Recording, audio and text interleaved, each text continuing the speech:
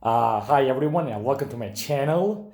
So I wanted to do a walk around on one of my Japanese bikes that I do have and I love riding. And what I have in front of me here is let's get this thing to focus, Nishiki International right there.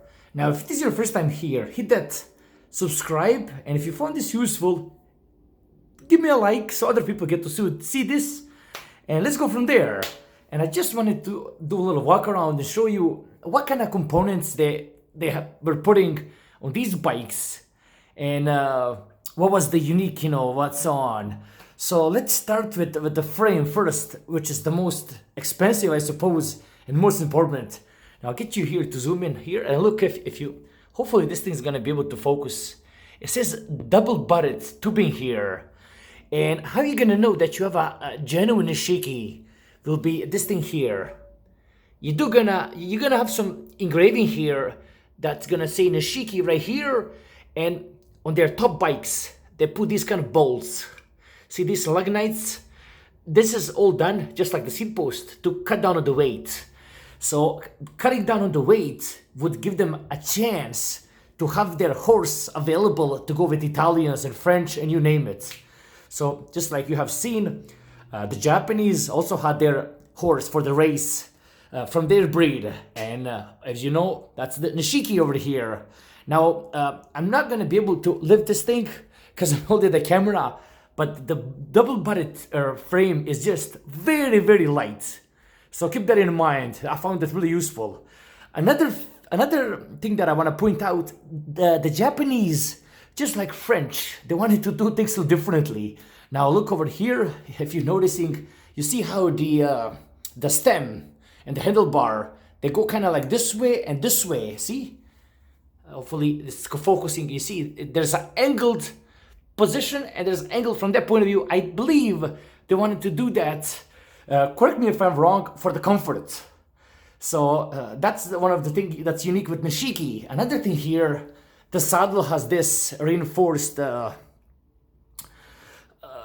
see how they done the saddle? Pretty unique. So there's a more cushion here. And this is the original saddle that came on a bike. So that's about Nishiki. Now I'm gonna go down to the wheel set and let's talk about the components after. So here I got this thing, hopefully it's gonna focus right down there. If you see, it says ARAYA, Japan. So they were able to put the Japanese ARAYA wheel set. And if you look over here, this one is a really nice shape, low miles. And just to get back on this side, I've got a matching ARAYA wheel set, which is very nice. So what they were able to do with this bike over here, they were able to put on a very light components and light wheels for that era. Keep in mind, this is the late 80s, I believe. And that's the time when they were really trying to cut down on the weight. And another thing, now if you look over here how the Japanese were doing, you see here, they were putting these Snorkel Caps. Let's get this to focus.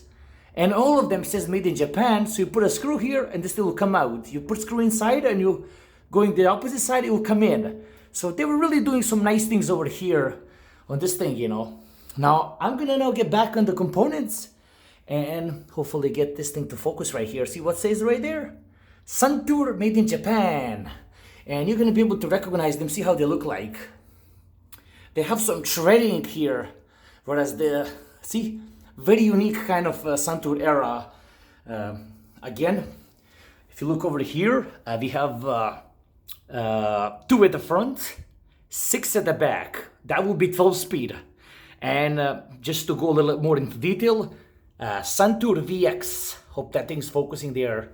So I'm not sure what there was in that, but I would suppose you guys can comment mid-grade components, whatnot.